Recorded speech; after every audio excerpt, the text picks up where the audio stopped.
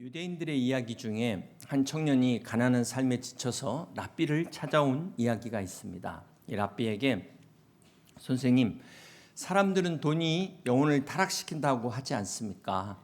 그런데 왜 유대인들은 부자가 되는 복을 달라고 기도합니까? 가난하고 청빈하게 사는 삶이 더 거룩한 삶 아닌가요? 이렇게 질문을 했다고 합니다. 그러자 이 랍비가 빙그레 웃으면서 되물었습니다. 가난한 사람이 아침에 눈을 뜨면 가장 먼저 무슨 생각을 할까요? 오늘은 무엇을 먹을까? 집세는 어떻게 낼까? 아이들 학비는 어떻게 마련할 것인가? 이런 걱정이 많다 보니까 정작 자기 영혼을 돌볼 여유조차 없다는 것입니다. 그런데 반면에 먹고 사는 문제에 여유가 있는 자유로운 사람들은 어떤 질문을 할까요? 여러분 어떤 질문을 하십니까? 내게 맡겨주신 이 축복을 어떻게 나눌 것인가? 어떻게 어려운 이웃을 돕고 무엇보다도 하나님의 뜻을 이룰 것인가? 이런 고민을 하지 않겠습니까? 네. 이처럼 유대인들이 부를 구하는 기도는 단지 많이 갖겠다는 욕심이 아니라 하나님께서 맡겨주신 복을 통해 더 많은 선을 행할 수 있기를 바라는 기도라는 것입니다. 중요한 것은 하나님 나라를 위해 쓰임받기 위해 부를 구하는 기도. 부자가 되는 기도는 세상적인 기도가 아니라 영적인 기도다. 이렇게 이야기했다고 합니다. 그러면서 돈이 사람의 마음을 바꾸는 게 아니라 돈은 사람의 마음을 드러내는 거울과 같습니다. 그 사람을 알려면 그 사람이 돈을 어디에 쓰는가를 보면 알 수가 있습니다. 선한 사람이 부자가 되면 더 큰 선을 행하지만 이기적인 사람이 부자가 되면 더 자기 배만 채울 뿐입니다. 그래서 그릇이 되지 않는 사람에게 복이 임하는 것은 결코 복이라고 말할 수 없습니다. 여러분, 낡은 부대에 새 포도주가 들어오면 어떻게 되죠? 발효돼서 터집니다. 그나마 얼마 없는 것 다 날아가게 돼요. 중요한 것은 축복도 중요하지만 받을 그릇이 되어 있어야 돼요. 우리 교회 헌금순위 1순위 1위에서부터 10등까지 보면 세상이 말하는 부자는 한 명도 없습니다.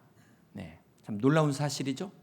그럼에도 이분들이 이 복을 흘려보내는 그 의미가 뭘까요? 진짜 복은 내가 얼마를 갖고 있느냐가 아니라 어떻게 쓰느냐, 어디에 쓰느냐에 달려있는 것입니다. 사랑하는 성도 여러분, 하나님께서 우리에게 복을 주시는 이유가 뭘까요? 여러분 복 받기 원하시죠? 전혀 아니십니까? 네.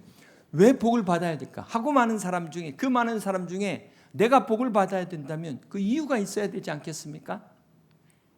먼저 이 질문에 답하기 전에 우리가 예수님을 어떻게 생각하고 있는지, 어떤 예수님으로 믿고 있는지 생각해 볼 필요가 있습니다. 왜냐하면 세상에 많은 사람들이 하나님을 믿고 있는데 이 하나님이 한 분이 아니에요. 다 각각 자기가 믿는 예수님이 다르다는 겁니다. 어떤 사람은 4대 성인 중에 한 사람이고, 어떤 사람은 위대한 도덕적 스승으로, 어떤 사람은 위대한 혁명가로, 다 다르다는 겁니다. 그런가 하면 어떤 사람은 도깨비 방망이로, 복의 자판기로 생각하는 사람들도 있다는 것입니다. 이것을 가르쳐서 어떤 신학자는 인간의 환상에 의해 왜곡된 예수상이다, 이런 말을 했어요. 이렇게 많은 사람들이 자기가 원하는 예수님, 자기가 편리한 예수님을 끝없이 만들어내고 있다는 것입니다. 그러나 우리 예수님은 분명히 이 땅에 오신 목적을 말씀하셨습니다. 마가복음 10장 45절입니다. 인자가 온 것은 섬김을 받으려 함이 아니라 도리어 섬기려 하고 자기 목숨을 많은 사람의 대속물로 주려 함이니라. 여러분, 이 당시 이스라엘 백성들이 기다리던 메시아는 다윗 왕과 같은 메시아였습니다. 군사적인 막강한 힘을 가지고 지금 로마의 식민지 아래에 있잖아요. 이스라엘을 해방시켜줄 정치적 메시아를 기다리고 있었어요. 그래서 예루살렘 성으로 이제 예수님께서 입성하실 때 많은 군중들이 몰려와가지고 종려가지를 흔들면서 호산나, 이제 구원하소서 막 외친 거예요. 바로 이 기대 때문입니다. 이 기대. 근데 여러분, 어떻게 이렇게 많은 사람들이 예수님을 환호했는데 그 순식간에 그 며칠 안 되는 사이에 갑자기 예수님이 십자가에 못 박으라고 돌변할 수가 있을까요? 그것은 바로 이들의 기대가, 메시아에 대한 기대가 하나님의 뜻과 달랐어요. 잃어버린 자신들의 나라 이스라엘을 회복하고자 하는, 요즘으로 말하면 시오니즘이죠. 이것을 추구하는 사람들을 시온주의자라고 말합니다. 이 사람들은 메시아를 통해서 드디어 로마로부터 우리나라를 독립시킬 메시아가 나타났다 흥분하고 주님을 맞이했는데 주님은 끝까지 한마디도 이 말씀을 하시지 않으셨어요. 그리고 십자가에 돌아가신 겁니다. 그들의 기대에 한마디도 응하지 않으셨어요. 이것이 분노로 바뀐 겁니다. 그럼 바리새인들이 세금을 가지고 예수님을 시험할 때 뭐라고 말씀하셨어요? 가이사의 것은 가이사에게, 하나님의 것은 하나님에게. 이것을 가지고 예수님을 회색주의자라고 비판하는 사람들도 있습니다.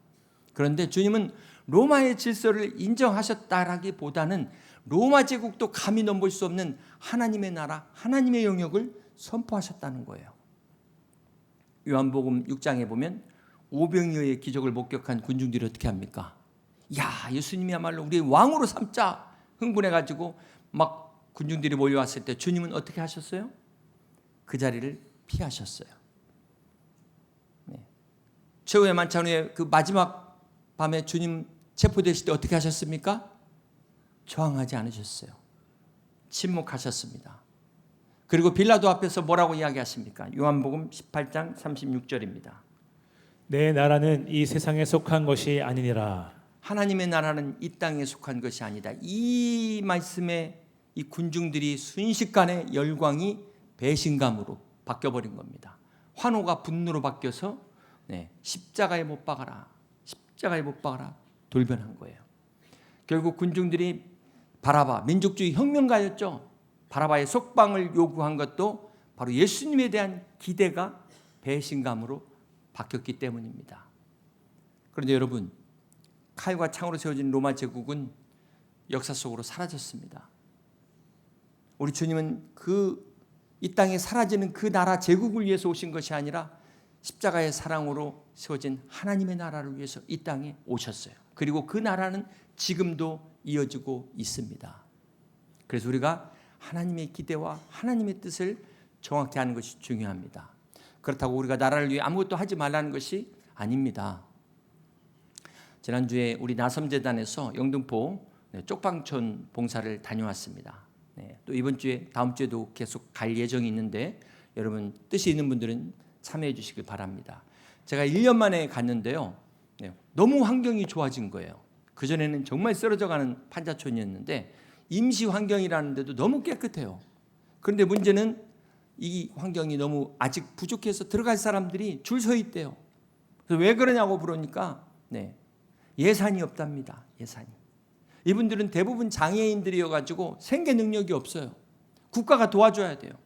그런데 복지 예산을 어떻게 했어요? 다 포퓰리즘으로 나눠주다 보니까 정말 도와줘야 될 사람을 못 도와주고 있는 거예요.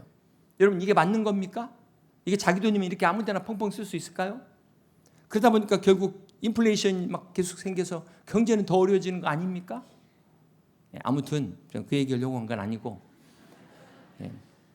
기도해야 돼요. 우리가. 그래서 우리 교회 나섬재단에서는 이렇게 복지의 사각지대를 찾아서 열심히 섬기고 있습니다. 다시 한번 우리 나섬재단에서 함께 하시는 분들께 감사드리고 여러분들도 관심 갖고 기도해 주시고 참여해 주시길 바랍니다.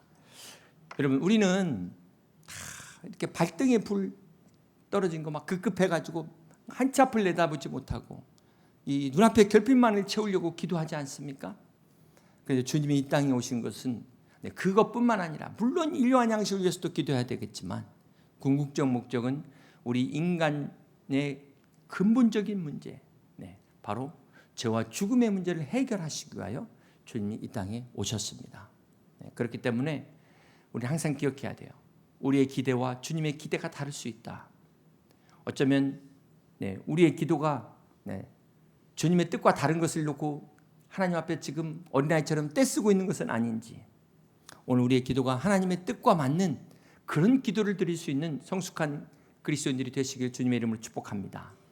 여러분 우리가 오늘 함께 보는 시편 67편도 복에 관한 말씀이에요. 처음부터 끝까지 복에 관한 말씀입니다. 그런데 이 복도 마찬가지예요. 하나님이 주시는 복과 우리가 원하는 복이 다를 수 있다. 다르다는 것을 가르쳐주고 있어요. 1절을 다시 한번 보시겠습니다. 하나님은 우리에게 은혜를 베푸사 복을 주시고 그의 얼굴빛을 우리에게 비추사. 셀라.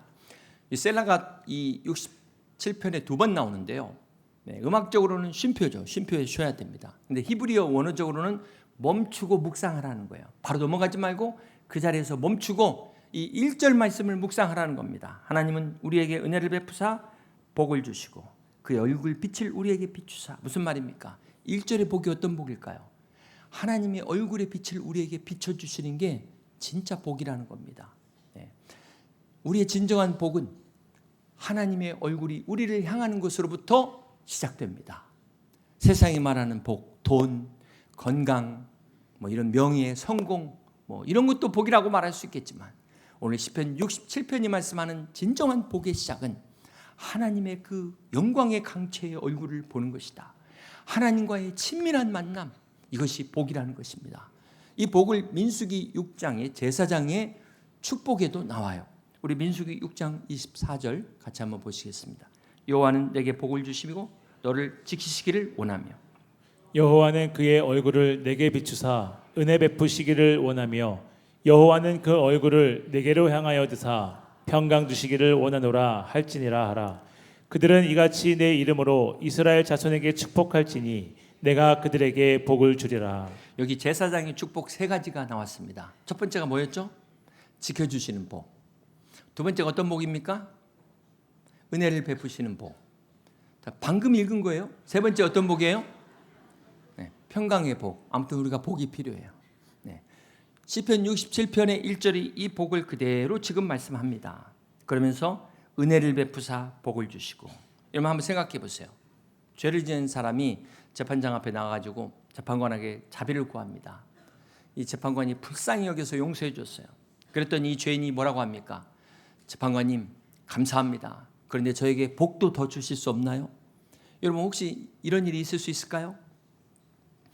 용서해 준 것만도 어딘데 감지덕지인데 거기다가 복까지 달라고 할 수가 있겠습니까? 염치가 없어도 이렇게 없을 수가 있을까요? 그런데 우리가 기도하는 거 한번 잘 보세요. 하나님 앞에 죽을 죄인이라고 하면서 언제 그러냐는 듯이 계속 달라고만 하고 있는 오늘 우리의 기도의 모습을 보는 것 같지 않습니까? 그런데도 우리 하나님은 책망하지 않으시고 은혜 위에 복까지 더하시는 은혜의 하나님, 사랑의 하나님이신 것을 믿으시길 바랍니다. 오늘 시편 67편이 말씀하는 이 복은 어떤 복일까요? 2절입니다. 2절. 주의 도를 땅 위에 주의 구원을 모든 나라에게 알리소서. 하나님이 주시는 복은 세상의 복과 차원이 다릅니다. 세상의 복은 뭐라고 말했어요? 재물, 명예, 권력. 그런데 생각해 보세요. 아무리 많은 재물을 갖고 있어도 아무리 여러분이 높은 자리에 있어도 다 마지막 순간에 놓고 가셔야 돼요. 미련 없이 놓고 가셔야 됩니다. 이 외롭고 쓸쓸한 죽음 앞에서 부자가 무슨 의미가 있습니까? 여러분 명예와 권력이 여러분 생명을 하루라도 연장시킬 수 있습니까? 우리 전도서 9장 4절을 보실까요? 모든 산자들 중에 들어있는 자에게는 누구나 소망이 있으면 산 개가 죽은 사자보다 낫기 때문이니라. 산자들은 죽을 줄을 알되 죽은 자들은 아무것도 모르며 그들이 다시는 상을 받지 못하는 것은 그들의 이름이 잊어버린 바 됨이니라. 여러분 여기 성경에 산 개가 죽은 사자보다 낫다. 무슨 말일까요? 단순히 생명을 연장하는 게 최고다 이런 말이 아니고 여러분 지금 살아있는 이 순간을 소중하게 여기고 최선을 다해 기쁘게 살라는 거예요. 우리가 지금 살아있다는 건 뭘 의미합니까? 어저께 세상을 떠난 분들의 그 간절한 소망 그게 뭡니까? 사랑할 수 있는 기회가 있잖아요. 베풀 수 있는 기회가 있잖아요. 오늘 이렇게 예배할 수 있는 이 축복 얼마나 감사합니까? 이게 살아있기 때문에 누리는 은총이요 축복인 줄 특권인 줄 믿으시길 바랍니다. 죽은 자들은 아무것도 모르며 그들이 다시는 상을 받지 못하는 것은 그들의 이름이 잊어버린 바 됨이니라. 우리가 무덤 앞에 아무리 묘비를 10층 높이로 10m 높이로 쌓아도 세상을 떠난 사람들에게는 아무 의미가 없습니다. 우리가 이렇게 숨쉬고 살아있다는 자체가 축복이에요. 생명이라는 그 원어의 의미는 코끝에 있다. 그러니까 내가 내뱉은 호흡을 들이마시지 못하면 죽는 겁니다. 여러분, 이 평소에 우리가 이렇게 숨 편하게 쉬는 분들은 공기에 대한 고마움을 몰라요. 물도 마찬가지죠. 수도 틀면 나오면 이런 환경에서는 물에 대한 고마움을 알지 못합니다. 영생도 마찬가지예요. 왜 우리가 전도할 때 이 영생에 대한 가치를 못 깨달을까? 사람들은 머리로는 죽는다는 걸 알지만 자기가 지금 당장 죽는다고 안 믿어요. 외면하는 거죠. 외면하는 거. 그렇기 때문에 진정한 영생의 가치는 죽음이 내 코끝 앞에 있다는 것을 깨달을 때 깨닫게 되는 겁니다. 그냥 막 영생 얘기하면 감이 안 와요. 여러분 하루살이한테 내일 보자 이해가 안 돼. 내일이라는 시간은 하루살이에게서는 자신의 삶 바깥에 있는 영역이에요. 인간에게도 마찬가지입니다. 우리가 100년이라는 시간 안에 살고 있는 하루살이와 같아요. 3차원이라는 육신의 한계 안에 우리가 살고 있는 존재입니다. 그렇기 때문에 이 시간의 공간의 개념을 넘은 영혼의 개념, 이건 인간이 그 머리로는 상상해도 느껴지질 않는 거예요. 바로 영혼에 계신 그 하나님이 오셔서 알려주셔야만 깨달을 수 있는 것입니다. 그래서 예수님이 이 땅에 오신 거예요. 여러분 우리가 영생을 다 이해하지 못한다고 해서 믿지 못하는 건 아닙니다. 여러분 이 핸드폰이 나온 지 30년밖에 안 됐어요. 30년 전에 이 불과 조그마한 유리판에서 저 지구 반대편에 있는 사람하고 얼굴 보며 통화한다는 거 생각하셨습니까? 이 조그마한 거 가지고 다니면서 은행 업무 다 온라인 뱅킹 하시고 영화까지 보고 30년 전에 생각이나 하셨어요? 50년 전에 그런 얘기하면 미쳤다고 그랬을 거예요. 불과 50년 전에. 그런데 이것을 개발한 과학자들, 엔지니어들에게는 불가능한 일이 아니잖아요. 우리가 스마트폰의 원리를 몰라도 잘 사용합니다. 여러분 반도체 회로가 어떻게 작동하는지, 몇 개가 들어가 있는지, 주파수가 어떻게 되는지 아십니까? 몰라도 잘만 쓰잖아요. 영생도 이와 같은 거예요. 우리가 영원한 세계를 다 이해하지 못한다 할지라도 믿음으로 우리가 영생을 누리게 되는 것입니다. 중요한 건 내가 머리로 이해하는 것이 아니라 하나님을 신뢰하는 믿음. 오직 믿음으로 이 은혜와 축복을 누리는 것입니다. 그렇습니다. 구원은 단순한 천국행 티켓이 아니에요. 나를 창조하신 창조주 하나님이 내 원래의 모습을 회복시키는 겁니다. 영생이라는 것은 우주를 창조하신 전능하신 하나님이 만드신 찬란한 영원의 내일로 우리가 들어가는 구원의 축복을 말하는 것입니다. 이게 진정한 복이에요. 바라기는 한 분도 빠짐없이 예수 그리스도를 믿는 믿음 안에서 영생의 구원의 축복을 누리시기를 주님의 이름으로 축복합니다. 여러분 하나님께서 왜 이런 복을 주실까요? 내가 잘나섭니까? 오래 믿어서입니까? 하나님이 나를 사랑해서입니까?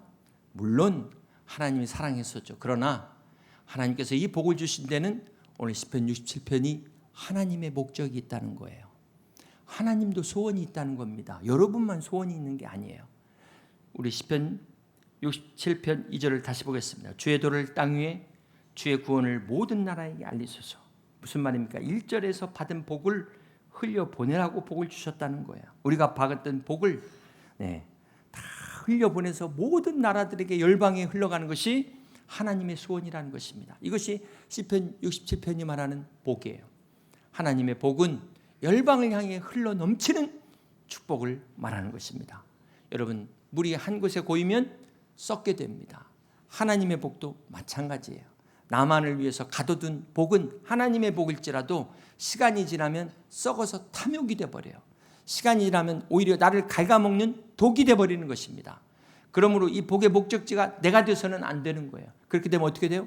그 크신 전능하신 하나님의 복이 나만 내 사이즈로 작아지는 겁니다. 너무 작아지게 되는 거예요. 그러므로 우리는 복의 종착지가 아니라 어떻게 해야 돼요? 출발지가 돼야 진정한 복이 되는 것입니다. 여러분 흥미로운 연구인데요. 연구가 있었는데요. 실제 캐나다 브리티시 콜럼비아 대학과 미국의 하버드 경영대학원에서 연구를 했어요. 각각 연구팀에서 두 그룹에게 돈을 준 겁니다. 똑같은 돈을 주고 한 그룹에게는 자신을 위해서만 쓰게 하고 다른 그룹에게는 다른 사람을 위해서 쓰게 했대요. 결과가 어떻게 됐을까요? 남을 위해서 쓴 그룹이 훨씬 행복했다는 겁니다. 행복은 내가 나를 위해서 얼마나 썼냐가 아니라 내가 어디에 어떻게 썼냐에 따라서 결정된다는 것입니다. 그래서 주님께서 사도행전 20장 35절에 주는 것이 받는 것보다 복이 있다 말씀하신 거예요. 이게 그냥 단순한 덕담이 아닙니다. 하나님이 창조의 원리를 말씀하고 있는 거예요. 여러분 우리 대한민국 GDP가 지금 세계 15위잖아요. 그런데 행복지수는 OECD 국가 중에 최하입니다. 왜 이렇게 됐을까요? 여러분 짜장면 먹으면서 가장 불행할 때가 언제인 줄 아세요? 짜장면 먹으면서 가장 불행할 때 짬뽕 생각날 때. 왜 맛있는 거 먹으면서 자꾸 다른 거 생각하고. 근데 문제는 음식이 아니라 이 비교하는 마음이 문제라는 거예요. 잘 살고 있는 사람이 어느 날 옆에 있는 사람이 막 주식이 대박 났대, 로또 당첨됐대, 갑자기 자기가 불행해지는 거야. 이게 문제라는 겁니다. 여러분, 우리 지금 한 시편 67편 3절부터 5절까지 볼 텐데 여기에 민족과 나라라는 단어가 몇 번 나오는지 한번 잘 세시면서 따라오시길 바랍니다. 하나님이요, 민족들이 주를 찬송하게 하시며 모든 민족들이 주를 찬송하게 하소서. 온 백성은 기쁘고 즐겁게 노래할지니 주는 민족들을 공평히 심판하시며 땅 위의 나라들을 다스릴 것임이니이다. 하나님이여, 민족들이 주를 찬송하게 하시며 모든 민족으로 주를 찬송하게 하소서. 몇 번 나왔어요? 6번이에요. 네. 민족과 나라 포함해서 6번, 그리고 찬송과 노래는 몇 번 나왔을까요? 5번 나왔습니다. 이게 단순한 문학적 표현이 아니라 하나님의 축복을 강조하는 거예요. 그리고 3절과 5절이 똑같은 구절이 반복됩니다. 하나님이여, 민족들이 주를 찬송하게 하시며 모든 민족들이 주를 찬송하게 하소서. 이게 왜 반복됐을까요? 중요하니까. 이게 바로 하나님의 소원이라는 거예요. 하나님의 소원은 이스라엘 한 민족만 찬송하는 게 아니고 대한민국 우리만 찬송하는 게 아니라 모든 민족이 하나님을 찬송하는 게 하나님의 꿈이에요. 하나님의 비전이요, 하나님의 소원이에요. 네. 여러분, 누가 이 하나님의 꿈을 이루어드릴 수 있을까요? 4절입니다. 온 백성은 기쁘고 즐겁게 노래할지니 주는 민족들을 공평히 심판하시며 땅 위의 나라들을 다스리실 것임이니이다. 여기 온 백성이 기뻐해야 될 이유가 뭡니까? 하나님이 세상을 다스리시고 심판하시기 때문입니다.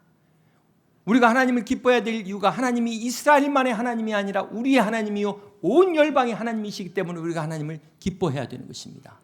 여러분, 이 시편 67편의 복은 창세기 하나님께서 12장에 아브라함을 부르실 때 첫 번째 주시는 복과 같은 복이에요. 아브라함에게 뭐라고 말씀하셨어요? 땅의 모든 족속이 너로 말미암아 복을 얻을 것이니라. 아브라함을 복근이다 그랬어요. 복의 근원. 네. 이 시편 67편이 복근을 이야기하는 거예요. 복근을. 이 복근이 아니라 복의 근원. 결론적으로 하나님의 복은 한 민족에서 끝나는 게 아니에요. 우리 하나님 그런 하나님이 아니십니다. 우리끼리만 잘 먹고 잘 사는 게 아니라 모든 민족을 향한 하나님의 축복이 흐르기를 원하십니다. 사랑하는 성도 여러분, 하나님의 구원은 지옥에서 천국으로 가는 게 끝이 아니라 시작이에요. 시작. 하나님의 구원은 천국에서 비로소 하나님의 온전한 통치 안에 들어가 모든 열방이 함께 기뻐 춤추는 하나님 나라의 완성, 이게 하나님의 구원의 꿈입니다. 우리만 잘 먹고 잘 살고 우리만 지옥 안 가고 천국 가는 게 아니라는 거예요. 여기 시편 67편이 반복해서 모든 민족을 계속해서 외치는 이유가 여기에 있어요. 그러므로 오늘 우리의 축복이 나에게서만 머무르서는 안 된다는 겁니다. 오늘 하나님께서 우리에게 부주신 복이 내 가정에서만, 내 기업에만 머무르면 안 된다는 거예요. 축복의 채널을 넓히세요. 주파수를 넓히세요. 하나님의 주파수에 맞추세요. 모든 민족을 향한 하나님의 소원에 주파수를 맞추셔서 하나님의 소원이 나의 소원이 되고 여러분의 소원이 되시기를, 우리 교회의 소원이 되시기를 주님의 이름으로 축복합니다. 그때 하나님께서 여러분의 소원도 다 이루어 주실 줄 믿습니다. 6절 보실까요?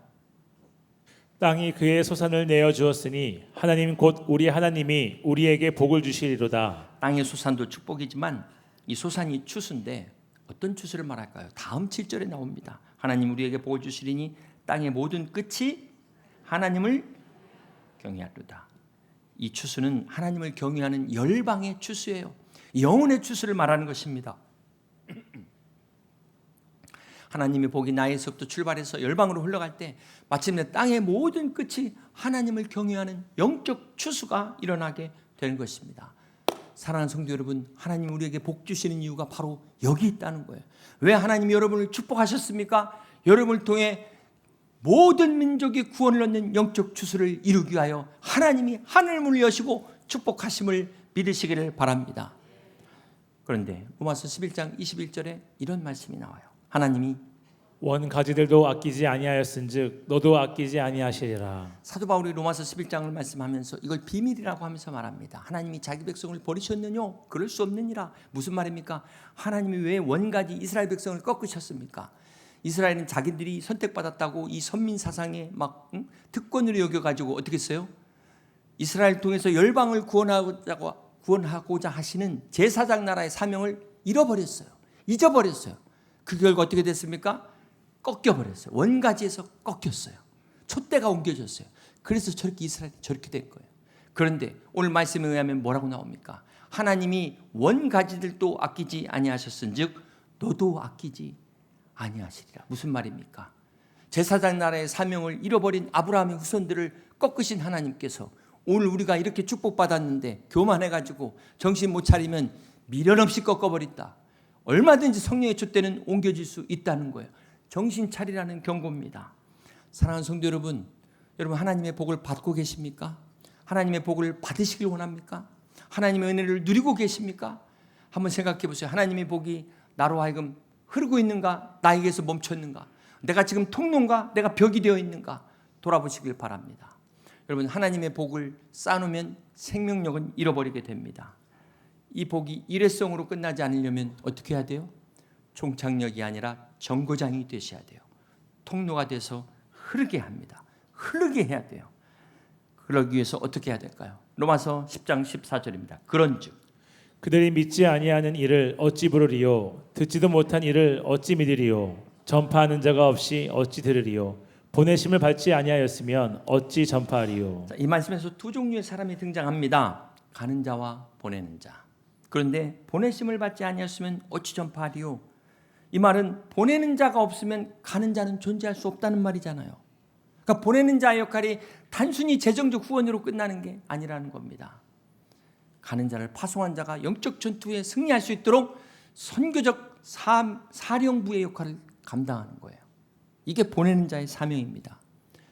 사랑하는 성도 여러분, 하나님께서 우리 교회를 복주시고 여러분을 복주시는 이유가 바로 여기에 있어요.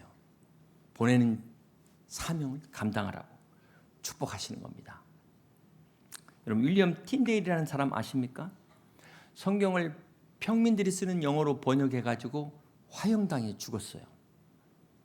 이 사람은 아는데 우리가 험프리 먼머스라는 이름 혹시 들어보셨습니까? 대부분 잘 몰라요. 이 사람은 어떤 사람이냐? 틴데일의 성경 번역을 도운 사람이에요. 재정을 후원하고 그 번역된 성경을 가지고 영국 전역에 전했던 상인이었어요. 상인. 오늘 우리가 이렇게 번역된 성경을 가질 수 있는 것은 이 두 사람이 존재했기 때문에 가능한 겁니다. 가는 사람만 훌륭한 게 아니에요. 보내는 사람도 훌륭한 사람입니다. 똑같이 거룩한 부르심이에요. 가든지 보내든지 가든지 둘 중에 하나라는 거예요. 근데 안타까운 것은 여러분 중간이 있죠. 중간. 근데 안타깝게도 신앙에는 이 중립지대가 없습니다. 천국과 지옥에 중립지대가 있으면 얼마나 좋을까요? 그나마 지옥 가는 것보다 나을 텐데. 그런데 성경은 아무리 봐도 중립지대가 없습니다. 가지도 않고 보내지도 않는 그 자리는 어떤 지대일까요? 보니까 한 달란트를 땅에 묻어두고 악하고 게으른 종이라고 책망받은 자리예요. 그 자리는. 하나님이 보실 때 그 자리도 불순종의 자리라는 겁니다.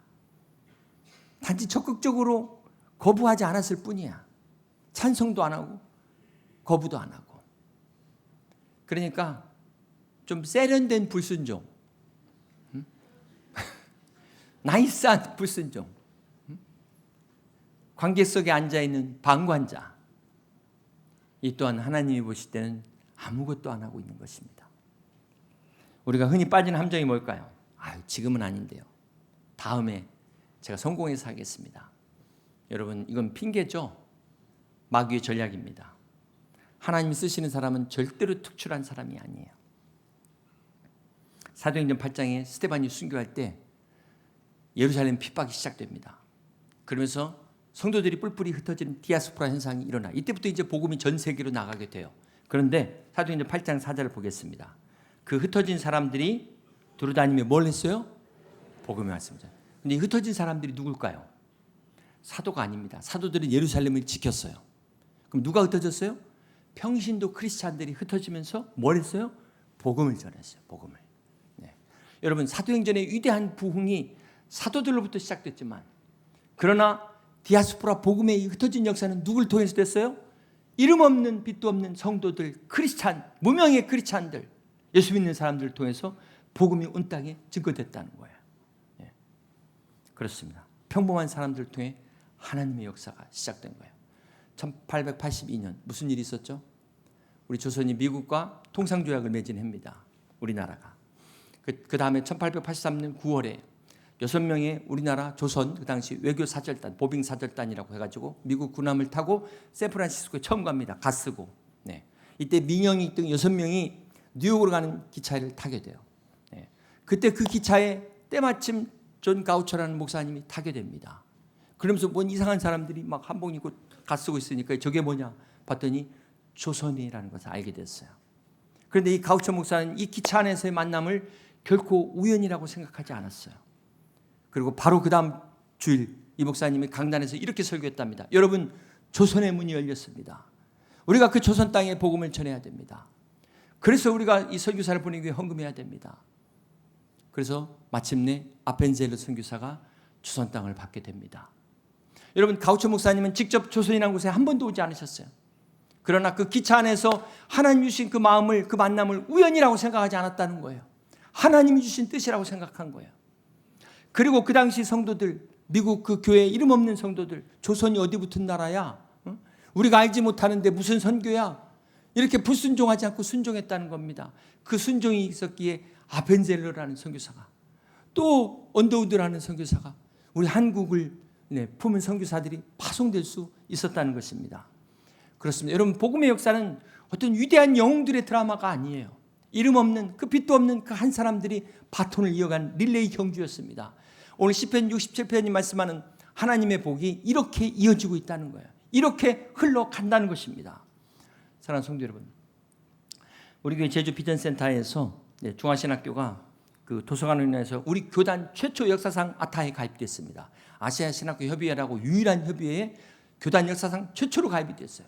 우리 중앙아시아 신학교 얼마나 잘하고 있습니까? 30년 된 역사에도 하지 못한 일을 중앙신학교가 했어요. 참, 이것을 돌아보면은 하나님이 하셨다. 하나님의 계획이다. 우리가 제주 비전센터를 세울 때 우리 성도님들에게 부담드리지 않으려고 헌금의 헌자도 얘기도 안 꺼냈습니다. 그런데도 자발적으로 기도해 주시고 참여해 주신 분들께 감사를 드립니다. 지금 와서 보니까 하나님이 이 비전센터를 통해서 중앙아시아뿐만 아니라 우리가 30년의 역사의 중앙아시아뿐만 아니라 중국뿐만 아니라 어디까지? 아시아 전역을 선교하시려는 하나님의 계획의 시작이더라고요. 제가 그것을 깨닫고 나서 볼 때 내가 너무나 인간적으로 생각했다. 제가 믿음이 없어가지고 너무 작게 시작한 거예요. 너무 작게. 그래서 하나님 앞에 회개했습니다. 회개. 사랑하는 성도 여러분, 우리 제주 비전센터를 통해 하나님 우리 교회 주시는 새로운 비전, 아시아 전역에 하나님의 나라가 세워지는 하나님의 소원을 이룰 수 있도록 기도해 주시고 동참해 주시기를 바랍니다. 여러분, 선교는 내 소중한 것을 빼앗아가는 게 아닙니다. 손해보는 게 아니에요. 내 작은 소원을 하나님의 거대한 계획과 맞바꾸는 최고의 투자예요. 지금 반도체 주식에다 넣은 것보다도 비교할 수 없는 어마어마한 투자예요. 그래서 마태복음 6장 33절에 그런즉 너희는 먼저 그의 나라와 의를 구하라. 그리하면 이 모든 것을 너희에게 더하시리라. 하나님의 약속입니다. 1883년 미국의 그 평범한 성도들이 뿌린 씨앗이 오늘 한국교회 부흥과 대한민국을 꽃피운 것처럼 오늘 우리 교회 성도들이 흘려보낸 이 작은 물줄기가 또 다른 그 메마른 땅의 그 열방에 그 땅을 적시고 그 땅을 꽃피우는 날이 올 줄로 믿습니다. 그러기 위해서 우리가 그의 나라와 의를 위하여 여러분 복의 통로가 되시는 여러분 되시기를 주님의 이름으로 축복합니다. 이제 말씀을 정리합니다. 사랑하는 성도 여러분, 선교는 저 멀리 있지 않습니다. 꼭 비행기를 타고 가야만 하는 것이 선교가 아닙니다. 내 안에 이 무관심, 인색함, 나중에라는 이 핑계의 장벽을 넘어설 때 그 자리가 선교의 자리가 됩니다. 우리가 가지는 않아도 보내는 자가 될 수 있습니다. 사랑하는 성도 여러분, 하나님이 우리 교회에 지금까지 복 주신 이유가 뭘까요? 바로 우리만 독점하는 종착역이 아니라 세상 속에 이 복을 흘려보내라고 거룩한 통로가 되기 위하여 우리 여의도 침례교회를 축복하신 줄로 믿습니다. 시편 67편이 하나님의 복으로 시작해서 하나님의 복으로 끝나는 것처럼 여러분의 인생도 하나님의 복으로 시작해서 세상 가운데 주저하지 마시고 안주하지 마시고 끝까지 하나님의 복을 흘려보내는 여러분 되시기를 주님의 이름으로 축복합니다. 그래야 여러분 가정과 일터와 여러분이 만나는 모든 만남 속에서 이 복이 흘러넘쳐 땅의 모든 열방이 하나님을 예배하는 하나님의 소원을 이루어드리는 여러분 다 되시기를 주님의 이름으로 축복합니다. 하나님께서 여러분의 소원을 이루어 주실 줄로 믿습니다. 말씀을 생각하시면서 함께 같이 찬양하고 기도하시겠습니다.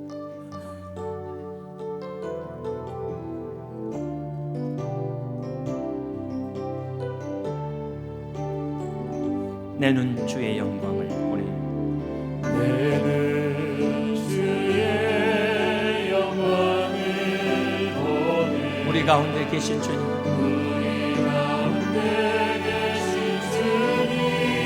그 빛난 영광 온 하늘 덮고 그 찬송 온 땅 가득해 내는 주의 영광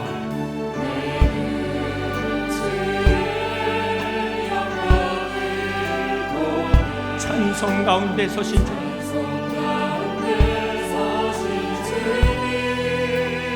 주님, 주님의 얼굴 온 세상 향한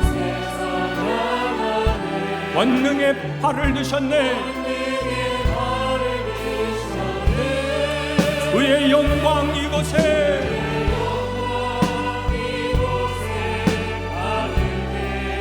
우리 손에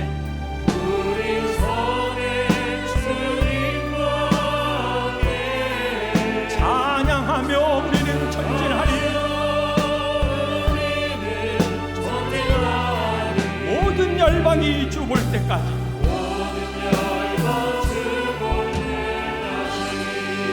오늘 이 찬양의 가사가 우리의 기도가 되기를 원합니다. 하늘아버지, 우리를 새롭게 하사 열방 중에서 주를 섬기게 하소서. 모든 나라 일어나 찬송 부르며 영광의 주님을 보게 하소서. 이것이 하나님이 우리에게 복을 주시는 진정한 이유입니다. 사랑하는 성도 여러분, 바라기는 여러분이 복의 종착역이 되지 마시고 복의 출발지가 되어 여러분을 통하여 땅의 모든 끝에 하나님을 경외하는 하나님의 소원 내가 이루어드리리다. 그리하여 하나님이 여러분의 소원을 이루어드리는 복된 성도 될 수 있도록 이 시간 함께 같이 기도하겠습니다.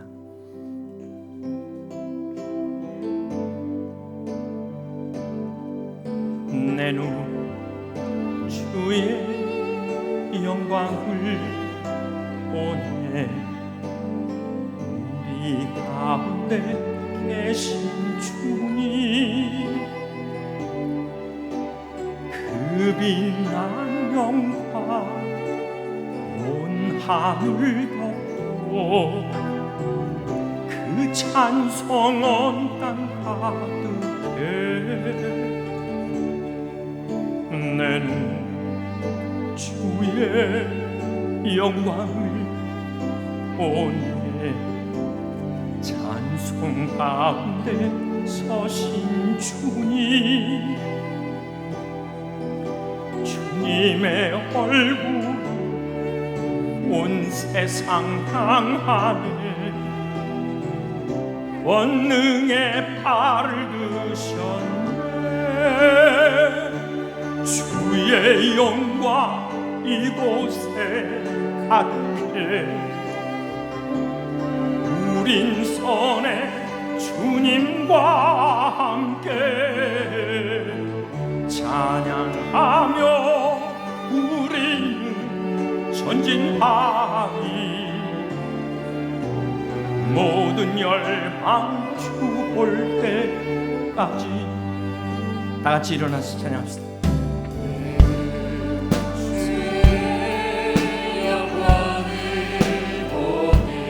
우리 가운데 계신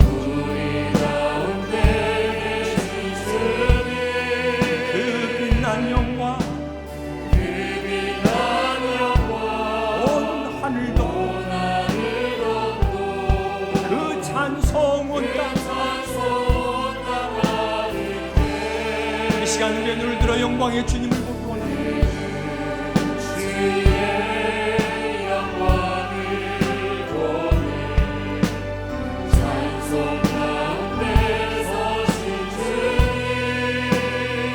주님의 얼굴은